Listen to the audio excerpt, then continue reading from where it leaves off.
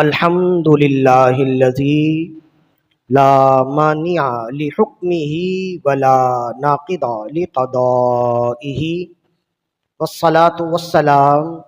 والتحیۃ والاکرام علی سید انبیائہ وسند اولیائہ وعلی آلہ واصحابہ وبارک وسلم اما بعد فاعوذ باللہ من الشیطان الرجیم بسم اللہ الرحمن الرحیم فاسألوا اہل الذکر ان کنتم لا تعلمون صدق اللہ مولانا العظیم ببرکت ان اللہ وملائکتہ یصلون علی النبی یا ایہا الذین آمنوا صلوا علیہ وسلموا تسلیما اللہم صلی علی سیدنا و مولانا محمد معدن الجود والکرم وعلی آلہ واصحابہ وبارک وسلم۔ حمد و صلات کے بعد خالق کائنات کی عطا سے فقط اس کی دی ہوئی توفیق سے ایک مرتبہ پھر حلقہ درس حدیث و فقہ میں موجود ہیں۔ قبل اس کے کہ گفتگو کا آغاز کیا جائے، ایک مرتبہ بلند آواز سے اپنے آقا و مولا صلی اللہ علیہ وآلہ وسلم کی بارگاہ میں درود و سلام کے نذرانے پیش کیجیے۔ اللہم صلی علی سیدنا و مولانا محمد طب القلوب و دوائہا و عافیت الابدان و شفائہا و نور الابصار و ضیائہا و روح الارواح و غذائہا وعلی آلہ و اصحابہ و بارک وسلم۔ جماعی نماز کے اندر ہو یا نماز کے باہر ہو، یہ برا ہے، یہ برا عمل ہے، اور اللہ کی بارگاہ میں یہ ناپسندیدہ ہے، خواہ نماز کے اندر ہو خواہ نماز کے باہر ہو، اس لیے کہ اس کا تعلق شیطان سے ہے، یہ شیطان کی طرف سے ہے۔ چنانچہ رسول اللہ صلی اللہ علیہ وآلہ وسلم نے ارشاد فرمایا، جسے امام مسلم نے نقل کیا حدیث نمبر 2995 میں، امام ابی داؤد نے نقل کیا حدیث نمبر 2027 میں، اور دیگر ترمذی وغیرہ میں بھی حدیث موجود ہے۔ عن ابی سعید الخدری رضی اللہ عنہ قال قال رسول اللہ صلی اللہ علیہ وآلہ وسلم، حضرت ابو سعید الخدری رضی اللہ عنہ فرماتے ہیں کہ رسول اللہ صلی اللہ علیہ وآلہ وسلم نے ارشاد فرمایا، اذا تصاءب احدکم فلیقزم ما استطاع، جب تم میں سے کسی ایک کو جمائی آئے تو جہاں تک ممکن ہو سکے اس کے لیے وہ اسے روکے۔ فإن الشیطان یدخل، اس لیے کہ جمائی لیتے وقت شیطان منہ میں داخل ہو جاتا ہے۔ اس میں یہ بتایا گیا کہ شیطان کی طرف سے ہے، اور شیطان انسان کے جسم میں داخل ہونے کے لیے یہ استعمال کرتا ہے کہ پہلے اسے سستی ڈالتا ہے، پھر سستی کی وجہ سے جب وہ منہ پھاڑ کے جمائی لیتا ہے تو اس کے لیے اندر داخل ہونا آسان ہو جاتا ہے۔ شیطان کے لیے انسان کے جسم میں داخل ہونے کے کئی ذریعے ہیں، کئی راستے ہیں، ان راستوں میں سے سب سے آسان راستہ منہ کا ہے۔ اسی لیے کہا گیا کہ جب انسان کچھ کھائے یا پیے تو بسم اللہ الرحمن الرحیم پڑھ لے، تو جب وہ یہ پڑھ لیتا ہے تو کھاتے اور پیتے وقت اس کے لیے منہ میں جانے کا راستہ بند ہو جاتا ہے۔ تو مسلمان تو اکثر و بیشتر ایسا کرتے ہی ہیں، تو پھر وہ کیسے داخل ہو، تو پھر اس کے لیے یہ راستہ ہوتا ہے کہ وہ اس کے ذریعے سے منہ میں داخل ہو جاتا ہے۔ اور ایک روایت میں یہ ہے کہ جمائی کے وقت میں جب کوئی شخص اپنے منہ سے تھوک نکالتا ہے تو یہ بھی شیطان کا تھوک ہوتا ہے، اور فرمایا جب وہ جمائی کے وقت آواز نکالتا ہے تو یہ شیطان کا ہنسنا ہوتا ہے، شیطان ہنستا ہے، اور یہ تمام چیزیں اپنے حقیقت پر محمول ہے۔ ایسا ہوتا ہے، شیطان کھاتا بھی ہے، ہنستا بھی ہے، سوتا بھی ہے، تھوکتا بھی ہے۔ جو حدیث شریف میں آتا ہے نا کہ اکثر و بیشتر ایسا ہوتا ہے کہ انسان وضو کرنے کے بعد اسے یوں محسوس ہوتا ہے کہ اس کے پیشاب کا کوئی قطرہ نکل گیا ہے، تو اگر پہلی بار دوسری بار ہو تو وہ اسے صاف کر لے، اور اگر بار بار ایسا محسوس ہو اور پھر یہ ہے کہ جب وہ اپنی میانی کی طرف دیکھے تو تھوڑا سا گیلا پن بھی نظر آتا ہے، محسوس ہوتا ہے، تو فرمایا اگر بار بار ہو تو سمجھ جائیے شیطان کی طرف سے ہے۔ وہ جو گیلا پن ہوتا ہے وہ شیطان تھوکتا ہے۔ تو بہرحال شیطان کی طرف سے یہ ہوتا ہے، اور جب یہ شیطان کی طرف سے ہے تو ناپسندیدہ ہے، خواہ یہ نماز کے اندر ہو خواہ نماز کے باہر ہو، اور اگر یہ نماز کے اندر ہو تو زیادہ ناپسندیدہ ہے۔ چنانچہ دوسری حدیث جو حضرت ابو ہریرہ کی ہے، اس حدیث کو بھی امام مسلم نے نقل کیا حدیث نمبر 2994 میں، اور ابو داؤد نے نقل کیا حدیث نمبر 5028 میں، حضرت ابو ہریرہ سے روایت ان ابی ہریرہ رضی اللہ عنہ قال، حضرت ابو ہریرہ رضی اللہ عنہ فرماتے ہیں قال رسول اللہ صلی اللہ علیہ وآلہ وسلم، کہ رسول اللہ صلی اللہ علیہ وآلہ وسلم نے ارشاد فرمایا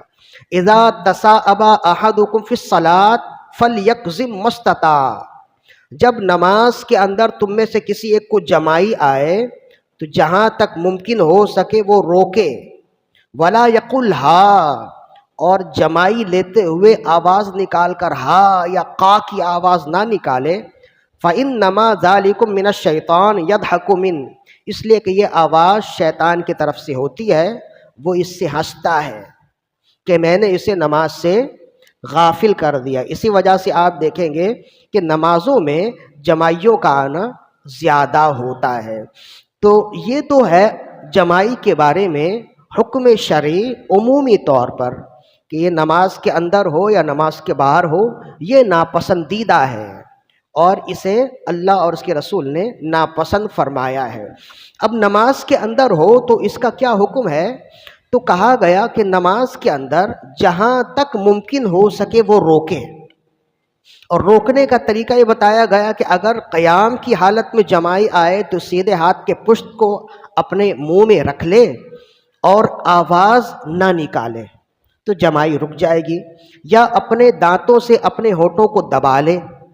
تو اس طرح سے بھی جمائی کا آنا رک جائے گا۔ اور تیسرا طریقہ بتایا کہ یہ سوچے کہ انبیاء کرام کو جمائی نہیں آتی تھی اس لیے کہ وہ شیطان کے وار سے محفوظ ہیں، تو جب وہ یہ سوچے گا تو جمائی کا آنا فوراً ختم ہو جائے گا۔ تو نماز کے اندر یہ کوششیں کرے۔ ہاں، ان کوششوں کے باوجود بھی اگر جمائی آئے تو نماز میں کوئی حرج نہیں ہے، اس لیے کہ اس نے جمائی روکنے کی کوشش کی لیکن وہ نہ روک سکا، تو اس میں کوئی حرج نہیں۔ لیکن جمائی آتے ہی اس نے کوشش نہیں کی اسے روکنے کی، اور منہ پھاڑ کر آوازیں نکال کر وہ نماز کے اندر جمائی لے گا تو وہیں وہ نماز مکروہ تحریمی ہو جائے گی، یعنی اسے وہ نماز دوبارہ دہرانی ہوگی، اس لیے کہ مکروہ تحریمی کا حکم علامہ شامی علیہ رحمہ فرماتے ہیں کل صلاۃ ادیت مع کراہۃ التحریم تجب اعادتها، کہ ہر وہ نماز جو کراہت تحریمیہ کے ساتھ ادا کی جائے اس کا لوٹانا واجب ہوتا ہے۔ تو شیطان تو آپ کی نماز توڑنے میں یا آپ کی نماز خراب کرنے میں کامیاب ہو جاتا ہے، تو شیطان کو کامیاب ہونے سے روکنا ہے۔ چنانچہ علماء کرام نے فرمایا، نور الایضاح میں ہے، فرماتے ہیں یکرہ التصاؤب لأنہ من التکاسل والامتلاء، فرمایا کہ مکروہ تحریمی ہے جمائی لینا اس لیے کہ یہ سستی کی علامت ہے اور پیٹ بھرے ہونے کی علامت ہے۔ جب انسان کا پیٹ بھرا ہو نا تو اسے سستی طاری ہوتی ہے۔ فَإِنْ غَلَبَ فَلْيَقْزِمْ مَا اسْتَطَاعَ، پھر اگر اس کا غلبہ ہو تو جہاں تک ممکن ہو روکنے کی کوشش کرے، وَلَوْ بِأَخْذِ شَفَتِهِ بِسِنِّهِ، خواہ وہ روکنے کی کوشش کرے اپنے ہونٹوں کو دانتوں سے دبا کر، وَبِوَضْعِ ظَهْرِ يَمِينِهِ، یا اپنے سیدھے ہاتھ کا پشت اپنے منہ پہ رکھ کر قیام کی حالت میں، اور دوسری حالت میں الٹے ہاتھ کا پشت منہ پہ رکھ کے، او کمِّہ فی القیام ویسارہ فی غیرہ، یا اپنی آستین اپنے منہ پہ رکھ لے یا کسی بھی طرح سے اسے روکنے کی کوشش کرے۔ لیکن اگر روکنے کے باوجود بھی نہ رکے تو فرمائے یہ معاف ہے، اس لیے کہ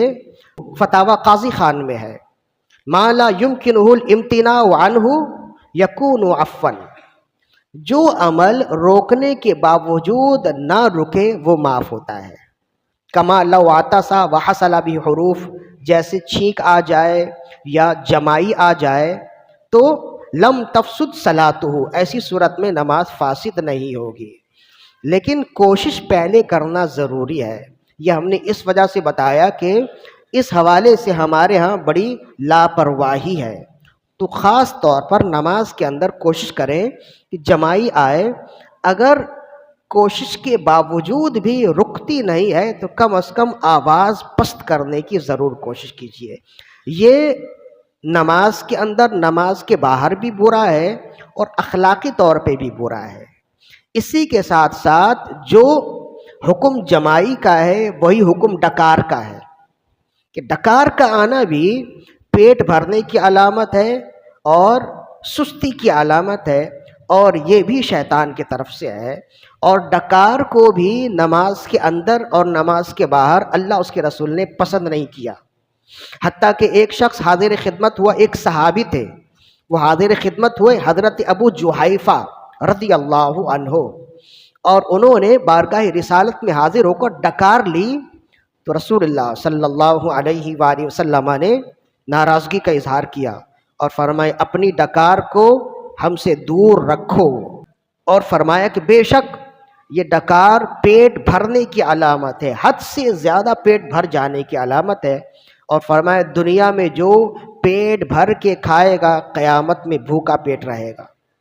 تو حضرت ابو جحیفہ فرماتے ہیں کہ جب رسول اللہ صلی اللہ علیہ وآلہ وسلم نے مجھے روکا اور جب سے میں نے یہ سن لیا کہ ڈکار اللہ اس کے رسول کو ناپسند ہے، تو کہتے 30 سال ہو گئے میں نے کبھی پیٹ بھر کے کھانا نہیں کھایا. 24 گھنٹے میں ایک روٹی کھاتے تھے، صرف اس لیے کہ کہیں زیادہ پیٹ بھر جائے تو پھر ڈکار لینے کی نوبت نہ آ جائے. تو جو متبع ہوتے ہیں، جو صحیح سچے امتی ہوتے ہیں نا، تو وہ اللہ اور اس کے رسول کے بتائے ہوئے ایک حکم پر زندگی گزار دیتے. انہیں بار بار ایک ہی کام بات بتانے کی ضرورت نہیں ہوتی. تو جمائی کا حکم بھی یہی ہے، ڈکار کا حکم بھی یہی ہے کہ نماز میں حتی الامکان کوشش کرے کہ نہ آئے. اور اگر روکنے کے باوجود آ جائے تو حرج نہیں، لیکن روکنے کی کوشش نہ کی اور یوں ہی جمائی لے رہے ہیں تو نماز مکروہ تحریمی ہوگی. امید ہے کہ یہ بات سمجھ آ گئی ہوگی. اللہ تعالیٰ سے دعا ہے کہ ہماری آج کی حاضری اپنی بارگاہ میں قبول و مقبول فرمائے. وما علینا الا البلاغ المبین.